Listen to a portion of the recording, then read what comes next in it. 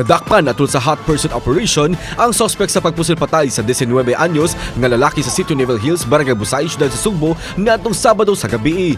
Gitumbok ang mga suspect nga silang Wilbert Bellarmino ug Romnick nga responsable sa kamatayon ni Marvin Tangente Caballes. Si Bellarmino nadakpan sa may sitio Golden Valley, Barangay Lahog, Domingo sa gabi. Gitumbok si Bellarmino nga mipusil kang Caballes base sa saksi ug kopya sa CCTV footage nga nakuha sa kapulisan nga makatabang sa pagsulbad sa kaso. Sa impormasyon sa Mabolo Police Station, gihulagway si Bellarmino nga usa ka tirador ug ang pagkalambigit niini sa gidining drogas ang rason sa pagpusil sa suspect sa biktima nga gipasanginlan usab nga mamarukay. Nakuha gikan sa suspetsado ang usa ka caliber .45 nga armas ug magazine niini nga dunay duha ka buhing bala. Gikatakda kini pasakaan og kasong kalapasan sa Republic Act 10591 ug Comelec Gun Ban.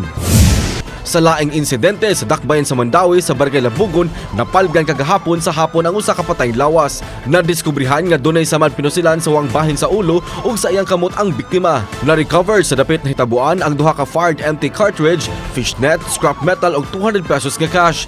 Pinaagi sa iyang live-in partner, gilang namatay nga usa ka 26 anyos nga lalaki ug nagpuyo sa susamang barangay. Gisusi pa motibo sa krimen ug kinsa ang responsable.